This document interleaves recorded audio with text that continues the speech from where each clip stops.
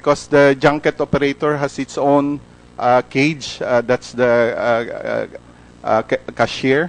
And so we have no visibility on the transaction of a junket operator's cage between the junket operator and the player, Your Honor. So, hindi natin alam kung na-encash ba ito, nasa account ng junket operator. We don't know. Your Soler does not know. That's correct, Your Honor. But in our record, that amount was transferred to them.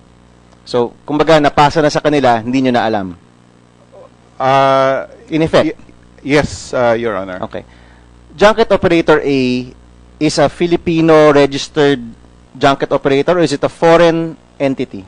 It's a foreign entity, Your Honor, one of the biggest junket operators in the world, operating in Macau and other gaming centers, Your Honor. I'm going to ask Attorney Abad next. No? Have you written junket operator A and told them 900 million pesos worth of Bangladesh's money is with you? Nasabi niyo po yun? We did, Your Honor. And was there a response? Yes, Your Honor. They said they've been played out, and they said we told them that you will be called to a hearing and you'll be asked to explain. And they said they will explain when called, Your Honor. Mr. Chairman, if we can invite those junket operators. When they said they were paid out, does that mean they encashed it already? Sabi mo, they were paid out? That's what they said. What does that term mean, paid out? That it's no longer with them, Your Honor. So sinasabi po nila, nagalaw na rin nila yung perang yon? That's how I understand it, Your Honor, yes. Attorney Abad, do we have any hold on these foreign corporations that may be in possession of stolen money from another country? Meron ba sa batas natin na pwedeng matigil yung kanilang account, ma-freeze yung kanilang mga operations dahil sa ating batas, or wala tayong habol sa kanila? Well, Your Honor, if we can identify that the money went into these junket operators, then the same could be frozen. However, when we filed, well, in fact, we already filed a petition to freeze the account of Bloomberry. And because based on our investigation, we were able to identify only up to Bloomberry. So after Bloomberry, we didn't know where the money went. But they're telling us now, it went to junket operator A. Did they withhold that information previously? Or was that always, were you upfront with that information, well, Attorney Tan? We're just hearing it for the first time, Your Honor. So, okay. I'm sorry, that's not correct, Your Honor. Last week, March 22, we submitted a response. AMLAC wrote us and say, where is Wei Kang Shu? Can you give us information on him and the players under him?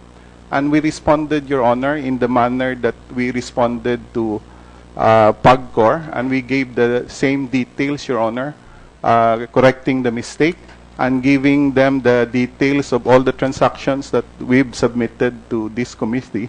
That was March 22. Attorney Abad, can you kindly check your records if yes, this Your Honor, information was given? We filed the petition for freeze order against Bloomberg's account much earlier, Your Honor. I think, if I'm not mistaken, we filed it on March... I think March 11, Your Honor. But, Attorney, if you had information on March 22 that there was another account that this money went to, then you could have also filed a freeze order on that account, because then that would compel these junket operators to at least show up and cooperate with your investigation. Well, that's what we did, Your Honor. After we filed the petition for freeze against Bloomberg's account, we wrote, Attorney Tan is correct when he said that we wrote Bloomberry to get information on all those junket operators. And yes, we received a reply from Bloomberry, but and we are in the process of dissecting these reports from Bloomberry, Your Honor. Okay, Attorney Abad, please act on this information because if the money is not, kailangan natin habulin yung pera, no? Kasi $81 million to na involved ang mga Pilipino sa pagnanakaw sa Bangladesh. I mean, clearly, I'm not saying who exactly is involved, but we're sure Filipinos are involved. At nakakahiya talaga na yung perang yan, baka nasa sistema natin, kailangan natin talagang ibalik yan. So please use that information of Attorney Tan. You don't want to mention that name, but it is already with the AMLC. That's correct, Your Honor. We don't want to mention it in public because they're operating Okay. regular course. Okay. AMLC will investigate. I'd like to ask just Maidas, Attorney Nepomuceno, you know my questions already. Nung pumasok yung pera sa inyo, ano nangyari sa pera? Yes, Your Honor, in the case of Midas Casino, we have appointed Eastern Hawaii as our sub-agent. So the money, it does not go to the account of PIKI, which is our company. It goes to the account of Eastern Hawaii. So, naki na Mr. Wong pa rin? Yes, Your Honor. Okay. Mr. Wong, magkano po yung... So, meron tayong 600 tsaka 18 na in-encash na right now, hindi tayo nagkakasundo kung ano nangyari. Meron tayong 1.3 billion in Soler, na sabi po nila, umabot na sa foreign junket operator. Yung pera po na pumasok sa Midas, nasa inyo pa po ba? Yung 1B nasa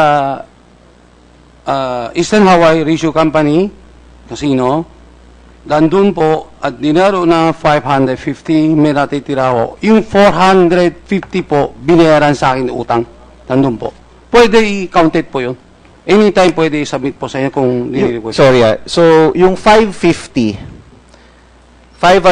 million pesos nilaro? Dinaro po. Meaning, ginawang chips? Opo. Ginawa date chips po. Opo. Dinalaro po. Okay. Nilalaro, meaning it's still being used? Opo. Hindi natin tinigil yung paggamit ng pera tinigil niya? po nung March 2. March 2, tinigil po. So, magkano intact pa po? May magkano pa po yung intact? Yung natira po dun sa laro, more or less nasa 40 million pa. Dollars? No, pesos po. 14? 40. Out of 550 million. Opo. Actually, out of 950 No. million. No, 1B po yun. Di ba? 1 billion. 450 million po, binayaran sa utang ko po. Okay. Okay. Yung 550 po, may natira pa ho, 40 plus million pesos po. So, you're saying may 40 million pang natitira. Opo, Ano opo. nangyari dun sa 510 million? Nilaro? Nilaro po. Pag nilalaro mo yung chips, hindi kasi ako familiar. Pag nilalaro mo yung chips, kailangan mong i-encash yun, di ba? Para makuha mo yun bilang cash or nakuha nila bilang chips? Pagka pinasok, kukuha ko ng date chips po. Yung Okay. date chips po, tapos sa raro, pag nanalo ko sila, pwede ko nila kunin cash. Pero kung, kunyari, 1 billion kinuha mo, naglaro ka ngayon, naging 1.5, yung 500 pwede ko kunin ng cash. So, Yung 1 million, ibabalik ko. So, intact pa ba yung chips worth 550 million? Hindi na po. Hindi Natalo po sila na mga nasa 40 million something po. Natalo sa Midas? Opo. Okay. Pwede po nasa record po ng PAGCOR, kung i-request nyo, pwede man po i-submit para makita po. Meaning pwede pang ibalik yung pera? Yung 40 million plus po. Hindi, yung 510, actually, sa totoo lang, alam ko may utang siya sa'yo, pero kahit yun, galing yun sa nakaw na pera. Pero yung 450 po, inaamin ko po, binayaran po. Kaya nga, so, Opo. 450 million po. Oo. Opo. But, if I'm not mistaken, if that is part of an illegal transaction, pwede yan makuha pa, di ba, Attorney Abad? Is that right? That's correct, Your Honor. Okay. So, yung 450, inaamin mo yun, nasa iyo pa. Opo. Okay. Yung 510, Binayaran ko po, opo. nilaro sa Midas, which is under PAGCOR, pwede pa bang ibalik yun? I don't know the answer, Mr. Manalastas. Considered as done transaction na kasi yun eh. And I think we will be chasing a lot of players na natalo. So, but Yeah. tama naman ang sinasabi ni Mr. Wong, no? 550 Yes, yung nilaro. Yes. 510 natalo sa casino, sa Midas, which is run by PAGCOR. And you're saying we cannot return that money. That's with the house, right? Nasa PAGCOR na yan, di ba? Nasa junket operator na. Which is Mr. Kim Wong? Yes. So nasa kanya yung 510 million. Well, considered as done deal na kasi yun eh. It has been lost. So, Sorry yung perang yan, may 510 million na laro, natalo, Nasa inyo po ba o nasa Midas o nasa Pagcor? Kayo na po yung, where is that cash? Ako na po magpaliwanag po. Opo, sige, go ahead. Yung junket po, kami po yung Isnaway, nag-ooperate sa Midas po. So yung 550 million po, chinek-in po. So dinaro mga players po, paikot-ikot po, pag nanalo po sila, kung hindi rin, sinasabi ko po sa inyo po kanina, pag 1 million nanalo, 500, kinukuha nila. Pag natalo, nababawas naman yung chips nila. So may record po yan, kaya ano ko po sa inyo, sinasuggest ko po sa inyo, pakukuha natin sa Pagcor, nakamanifest naman kung sino, para isubmit po sa committee nyo po.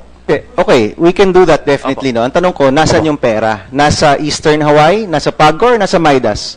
Yung Nasa Eastern Hawaii po.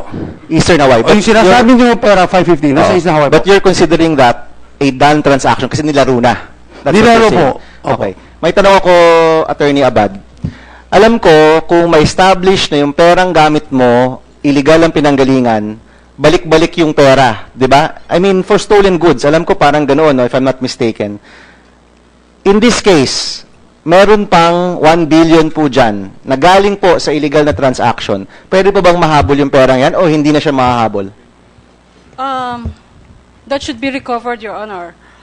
However, the problem is when we filed a petition to freeze the accounts of Eastern Hawaii, where supposedly 1 billion pesos was transferred.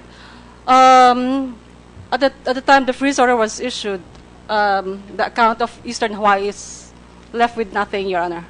Na zero na. Zero na. Nothing was frozen as far as the account of Eastern Hawaii is concerned. So, Mr. Wong, nalipat mo yung pera sa ibang account?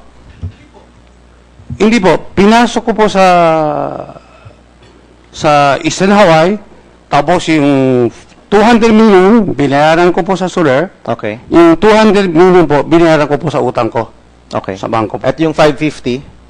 Hindi na rin po ngayon sa Solar. Dito sa loob ng Midas po. Pwede nyo na po makoll-recall po. Kung nasa yung pera, yun yung sinasabi mo. Okay. Attorney Abad, meron ba tayong legal recourse? And this is my last question, Mr. Chairman. Alam natin na this came from stolen money. May hacking or kung ano man nangyari, hindi yan pera nung 5 tao na pinasok yung pera, hindi yan pera ni William Go, hindi rin yan pera ni Philrem, hindi yan pera ni RCBC that came from Bangladesh. Aside from the cash, natitrace naman natin kung saan napunta yung pera. May legal recourse ba tayo na kuhanin ulit yung pera para maibalik natin sa Bangladesh? If we can identify, Your Honor, that the money is still there, then we can recover that. However, if the money is no longer there or no longer available... No, it's there. Mr. Wong is saying, nandiyan pa, di ba, sir? Matitrace natin. But he said that as far as the 550 million pesos is concerned, it has been checked in. I don't know what checked in means. Anyway, are our laws strong enough to recover that money? Yun na yung last question ko. Kaya ba ng mga batas natin na ma-recover yung perang yan? Or may kakulangan yung batas natin, hindi na natin ma-recover kung nakapasok na sa mga casino, nakapasok na sa ibang transaction, hindi na ma-recover o ma-recover? Kaya ba o hindi?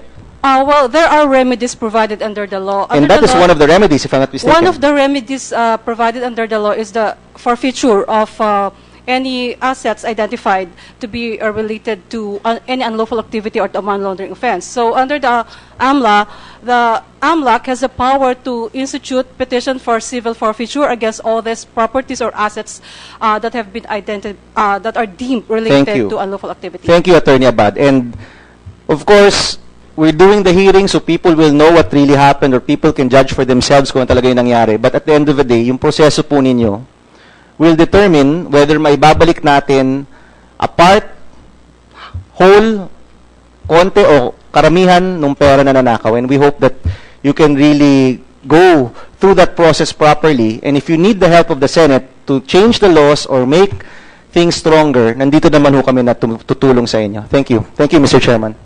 Thank you, Senator Bam. No, just an administrative before we go to Senator Coco na matagal lang nag-aantay, alam ko. Pero Senator Bam, you made a request. I just want to clarify. You want to call to the hearing correct me if I'm, call to the hearing the junket operators, The representatives of the junket operator in the Philippines. So they, for themselves, they can tell us. of which Soler and Midas? No, just Soler. Soler, how many junket Just operators one. do you have? Attorney Tan, kindly tell the chairman. I suppose, Your Honor, you're referring to the junket operators identified in our report. There are 2, Your Honor. So Mr. two Chairman, there are persons. 2. I would like to hear it from them where the money went, because I think what's important is we recover the Yes, money. yes. In fact, when this hearing started, I was under the impression that the 3.36 was still frozen. So I said at least maybe there's 1.36 billion that we can still return to Bangladesh. But now I find out that it's been converted into chips and has been already That's correct, gambled. Your Honor. Okay. Mr. Tan, you can produce the 2 junket operators? We will, Your Honor. You will? Well, we'll ask them to come here, Your Honor, for the next hearing. The No, you representative- tell me now, because if it's needed, we can subpoena them. So you tell me whether you can or you cannot. Maybe they should be subpoenaed, Your Honor. You cannot require them. Well, when we They investigate, are regular customers of yours. yes, sir, they operate inside our casino. For, So if you say, if you don't go to the Senate, then we don't do business with you, then I suppose they will come. I hope In other so, words, Your my Honor. point is, don't you have a hold over them? We have a contract, Your Honor. Part of the contract says they should follow Philippine law. So, Okay. So, sige. The COMSEC is here, but could you supply the names and their addresses yes, Your Honor. to the COMSEC right after this hearing so we can issue the Yes, Your Honor. subpoena? Senator Aquino, how about the one in Midas? No. No, that's Kim Wong, no? Okay, he's here already. Okay. I think that's very, very important for the public to know that the last remedy is a civil case, Attorney Abad, a civil case, not a criminal case for forfeiture of assets. Am I correct? Yes, Your Honor, it's a civil forfeiture case, Your Honor. Civil forfeiture. And, yes, Senator Aquino. Very quickly, are there efforts to invite Mr. Wei Kang Su? Who is anyone, Mr. Wong? Yes, before, Miss Abad, I understand you talked to the immigration authorities on the matter of Mr. Wei Kang Su. What was the latest is by the immigration? Based on our query with the Bureau of Immigration, their records would show that from the time Mr. Wei Kang Su arrived in Manila sometime in 2015, I think April 2015, there's no record of departure. However, we received information that this Mr. Wei Kang Su probably has left the country via a private plane, Your Honor. That still I goes through suppose- immigration, Mr. Chairman. I suppose if it's a private plane, you still have to go through immigration. But what did immigration say? They don't have a record of his departure, Your Honor. You don't have a record of his Mr. Chairman. departure? BI, Your Honor. Yes, Mr. Chairman, Senator Aquino. Mr. Wei Kang Su is a known person to Mr. Wong and to Midas. Yes, I was Surely getting you to have his that. telephone number, his Yes. address. Na-text nyo po ba si Mr. Wei Kang Su, Mr. Wong? Nung nangyayari na to? Hindi ko pa nakakausap po. You didn't try to call Kasi it? player po siya ni Gao. Pero pwede ko pa-check po. Sige. Kasi nagtatago pa ako eh. Okay. Can you kindly locate Mr. Wei Kang Su, and the Secretariat, I'm sure, can subpoena him here also if he's still in the Philippines. Mr. Wong, if you can help us. Opo, kung wala ho siya dito, papupuntahin ko po. Okay, thank you. Opo. The COMSEC is hereby ordered to issue a subpoena for Mr. Wei Kang Su on the presumption that we have enough information. And Ms. Abad, it's incumbent upon you. Can we get a confirmation, confirmation again from the immigration authorities as to whether they know the whereabouts of Mr. Wei Kang Su? We will, Your Honor. How about Midas? Can you tell us anything? Are you representing Midas? Yes, Your Honor. Okay. We have a prepared statement, Your Honor. No, no, no, no, no, no. This is not, I'm not talking about the okay. statement. I'm talking about Mr. Wei Kang Su. Do you have... No, Your Honor, because the presence of Mr. Wei Kang Su, if he plays in Midas, is actually pre-cleared by Eastern Hawaii. And once it is pre-cleared, that it is established that he in fact played, they actually forward to the PAGCOR branch manager assigned in Midas a photocopy of his passport. So as we have mentioned earlier, I believe that PAGCOR will produce the records of Mr. Wei Kang Su if he had played in Midas before. Okay, but I'm not too interested right now. I want a definitive answer. Does anybody know whether Mr. Wei Kang Su, you're operating the casino, so is Mr. Wei Kang Su playing in your casinos right now? Sir, Mr. Chairman, I believe that we actually have signed an agreement of a sub-agency agreement with Eastern Hawaii. And in our case, it is Eastern Hawaii who actually operates the... So in other words, you wouldn't know? We wouldn't know exactly. You operate a casino, but you don't know who goes in and out? We have a record, Your Honor, that has been submitted. Okay, then let's not dilly-dally on this point. Anyway, Mr. Kim Wong, you said hahanapin niyo po. Opo. Okay. Okay. Okay, now we go to Senator Coco Pimentel. Thank you, Mr. Chairman. For PAGCOR, Mr. Manalastas, you've heard the explanation of Attorney Nepomuceno hiding under a sub-agency agreement. Should you continue with such kind of an arrangement where it confuses the situation and people can hide behind the agreements? Will you continue to allow this? Sir, if I may, we still derive income from such operations. What we cannot provide directly, the junket operators can offer. So in a way, they still help in attracting big players from abroad, Your Honor. The casino in Midas Hotel is PAGCOR operated. Yes, Your Honor. So you put up that casino to compete with your own flagship project, the Entertainment City. What's the logic? Putting up your own casino to compete with the casinos you have incentivized to locate in Entertainment City? Sir, they have, well, in the casino, we have different types of market. Soler has a foreign market, which is the bigger group, and we cater to the locals also. Locals can play in Soler. Is that right, Attorney Tan? Yes, Your Honor. So, I don't see the point. Anyway, you better review the logic behind you having a flagship project called Entertainment City, and then you're supposed to protect that project to make the locators there earn money, and then you want to compete with them by putting up your own casino just a couple of kilometers away. Anyway, for Attorney Nepomuceno, in one breath you mentioned Eastern Hawaii and a certain Oriental earlier. But what are those two entities and how are they related? Your Honor, Oriental Casino is actually the trade name of the junket room in Midas Casino, and Eastern Hawaii is the sub-agent.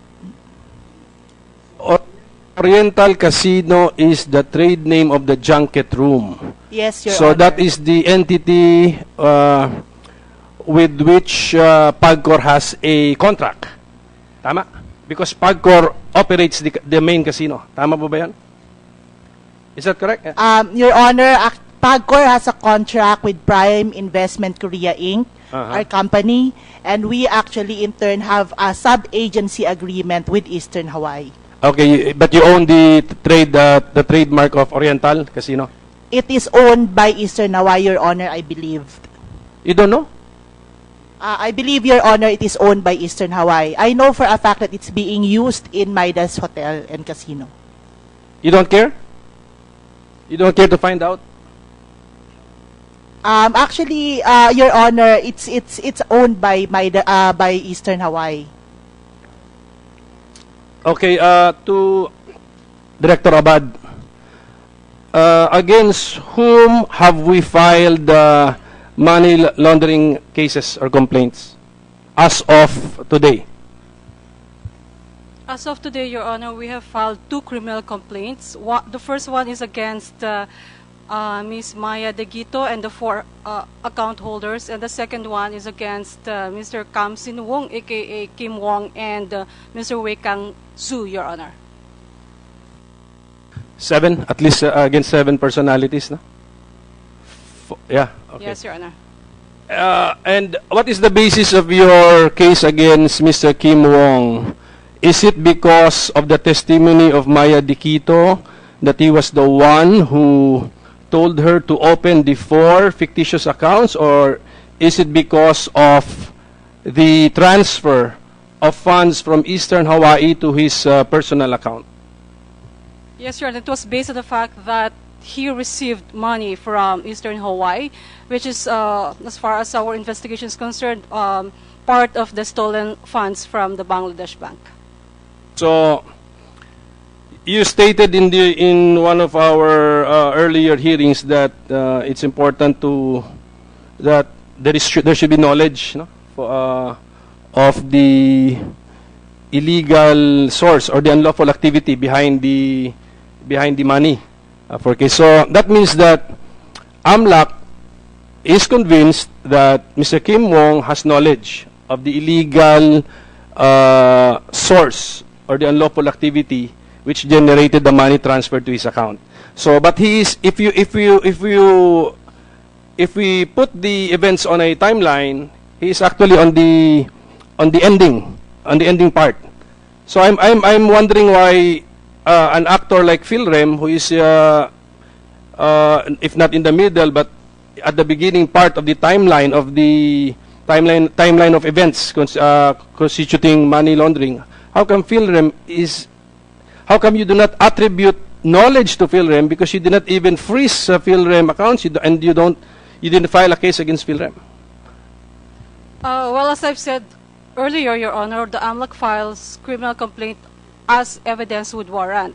And based on our initial investigation, early on, we already found out that all those persons against whom we file criminal complaint, their circumstances would show that they knew that the money transacted came from the stolen funds. However, as far as the Philrem is concerned, when we look at the transactions, initially it would appear that these were regular transactions. As a remittance company, we would we saw that there were a lot of transactions coming in and out of Philrem's account, and so we would at first we thought that this money that were remitted from the account of quote-unquote William Sogo were also part of its daily regular business, Your Honor. But as I've said, we haven't completed our investigation. Our investigation is still ongoing, and we are verifying certain facts, Your Honor. Yeah, I read the one news report which stated that Philrem has 100,000 transactions. But I don't know if that's a day or a month. But the average amount involved is $500. So even if they have many transactions, if we look at the average amount, $500, these particular transactions are not maybe part of thousands of transactions, but from the amount, they are not usual. Because the average amount is $500. These amounts may be unusual, but I think, if I'm not mistaken, in the past there were also relatively large transactions in the account that happened in the account of Philrem, Your Honor. So why did AMLAC attribute knowledge on the part of Kim Wong who is at the end of the timeline because that's the destination account. PNB ba? PNB account? Isa kanya? Yes, Your Honor. So why do we attribute knowledge on the part of Kim Wong and then we do not attribute knowledge on the part of Philrem, which played a very crucial role in distributing, in remitting the amounts? Because based on our investigation, Your Honor, it would appear that Mr. Kim Wong is one of the ultimate beneficiaries of this account. And considering the circumstances that attended the series of transfers involving this money, it would appear that he knew from the start that the money is coming and that the money came from some unlawful activity, Your Honor. But as in contrast, as far as Philrem is concerned, at first it would appear that the money just passed through it as a remittance company. But I'm not saying at this point, Your Honor, that Philrem is completely innocent of all these things, Your Honor. But my point is this: when you applied for a freeze order for the account of Kim Wong, you still have not heard the testimony that. Attorney Abad, can you kindly check your records if Yes, this Your Honor, information but was given? we filed the petition for freeze order against Bloomberg's account much earlier, Your Honor. I think, if I'm not mistaken, we filed it on March. I think March 11, Your Honor. But attorney, if you had information on March 22 that there was another account that this money went to, then you could have also filed a freeze order on that account, because then that would compel these junket operators to at least show up and cooperate with your investigation.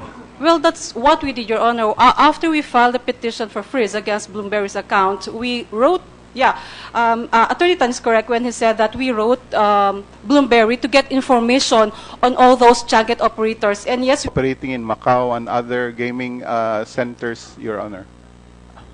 I'm going to ask Attorney Abad next. No? Have you written junket operator A and told them 900 million pesos worth of Bangladesh's money is with you? Nasabi niyo po yun? We did, Your Honor. And was there a response? Yes, Your Honor. They said they've been played out, and they said we told them that you will be called to a hearing and you'll be asked to explain. And they said they will explain when called, Your Honor. Mr. Chairman, if we can invite those junket operators. When they said they were paid out, does that mean they encashed it already? Sabi mo, they were paid out? That's what they said. What does that term mean, paid out? That it's no longer with them, Your Honor. So sinasabi po nila, nagalaw na rin nila yung perang yon? That's how I understand it, Your Honor, yes. Attorney Abad, do we have any hold on these foreign corporations that may be in possession of stolen money from another country? Meron ba sa batas natin na pwedeng matigil yung kanilang account, ma-freeze yung kanilang mga operations dahil sa ating batas, or wala tayong habol sa kanila? Well, Your Honor, if we can identify that the money went into these junket operators, then the same could be frozen. However, when we filed, well, in fact, we already filed a petition to freeze the account of Bloomberg. And because based on our investigation, we were able to identify only up to Bloomberg. So after Bloomberg, we didn't know where the money went. But they're telling us now, it went to junket operator A. Did they withhold that information previously? Or was that always, were you upfront with that information, Attorney Tan? We're just hearing it for the first time, Your Honor. So, Okay. I'm sorry, that's not correct, Your Honor. Last week, March 22, we submitted a response. Amlak wrote us and say, where is Wei Kang Shu? Can you give us information on him and the players under him? And we responded, Your Honor, in the manner that we responded to PAGCOR, and we gave the same details, Your Honor, correcting the mistake and giving them the details of all the transactions that we've submitted to this committee. That was March 22. Because the junket operator has its own cage, that's the cashier. And so we have no visibility on the transaction of a junket operator's cage between the junket operator and the player, Your Honor. So hindi natin alam kung na-encash ba ito, nasa account ng junket operator. We don't know. Your Soler does not know. That's correct, Your Honor. But in our record, that amount was transferred to them. So, kumbaga, napasa na sa kanila, hindi nyo na alam. In effect? Yes, Your Honor. Okay. Junket Operator A is a Filipino registered junket operator, or is it a foreign entity? It's a foreign entity, Your Honor, one of the biggest junket operators in the world.